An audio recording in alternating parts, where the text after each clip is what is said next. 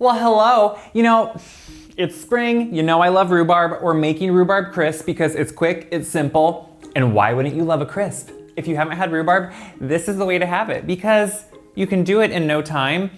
And who doesn't love the crispy, crunchy, almost like granola-y, streusel-y topping with some ice cream? I'm done. So I have most of my rhubarb right here. This is all straight from the garden, and you get different sized pieces with rhubarb. Now, if you buy it at a market or in a store, it'll probably be more even sized pieces, but I kind of get varying pieces because the plants have different, establishments to them. Some of them are really old, some of them are new, but I love it. Rhubarb is a vegetable. It's really tart, so obviously we usually just bake with it, but it's super delicious and it actually has great flavor.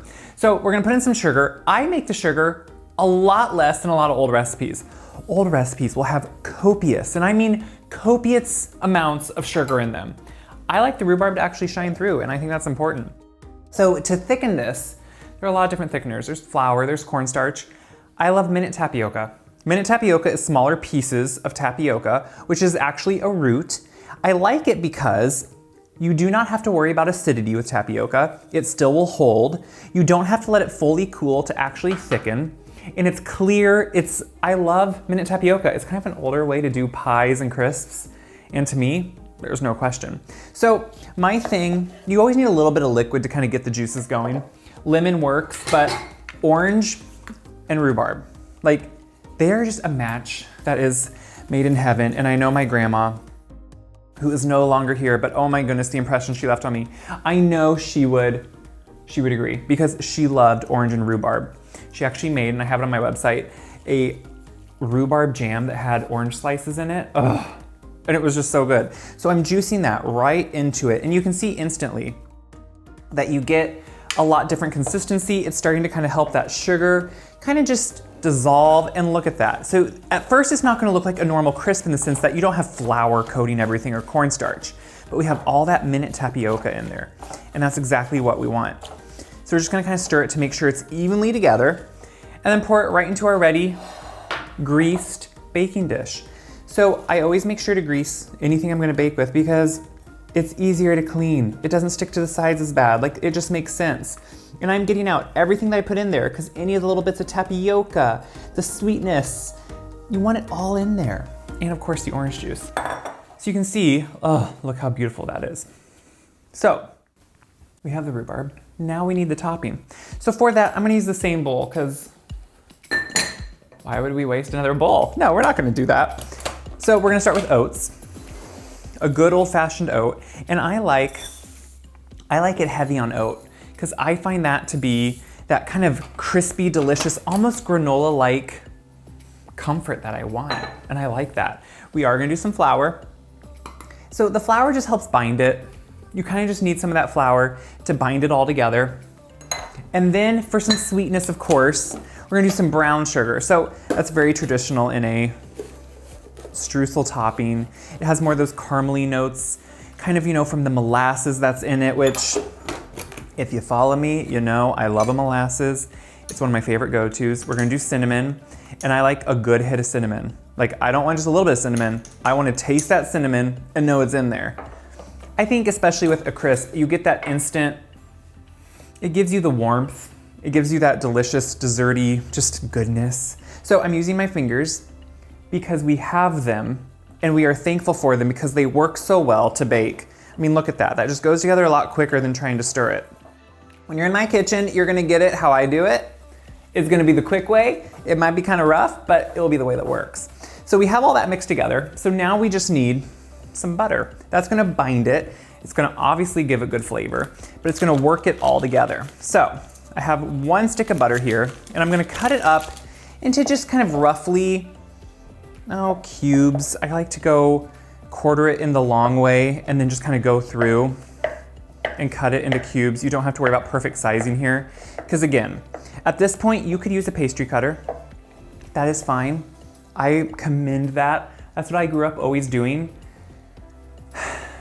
I think you get to a point though in life where you say, okay, no.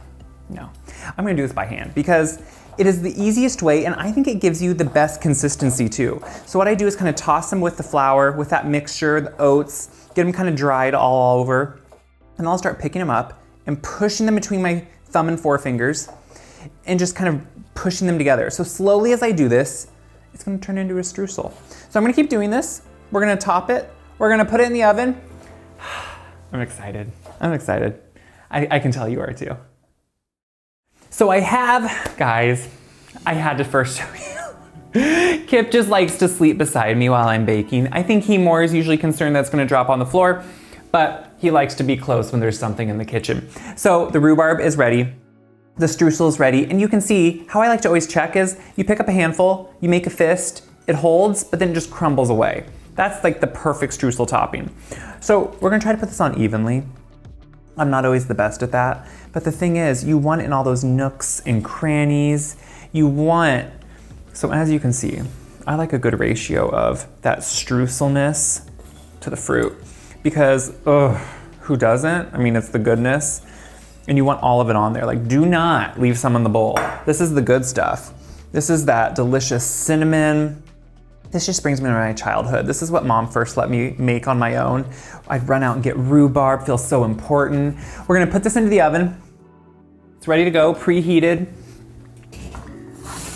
We're gonna bake it. You want it bubbling throughout. That's how you know it really activates all that tapioca, the thickener. Then we're gonna pull it out. We're gonna have to let it cool because I'll burn myself and I wanna taste it. But soon, soon. Who doesn't love a crisp? It's rustic.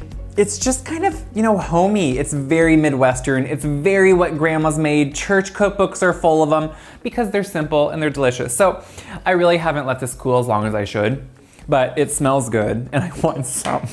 So like I said, that's the wonderful thing about minute tapioca too, is that look how it sets up without it being completely cool. Flour doesn't do that. Cornstarch doesn't do that. They have to really cool down to room temp. This, on the other hand, does.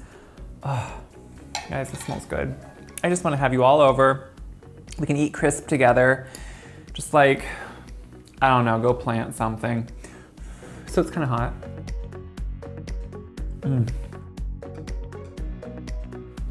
Guys, it's delicious. What I love is I don't oversweeten it. So the actual flavor of the rhubarb comes through. You actually get that little bit of tartness from the rhubarb. You don't really get the orange, but you just get that right kind of acidity with it that really brings out the flavor. And then the streusel topping. Like I said, I go heavy on the oats because I like that texture and I like the oatiness of it.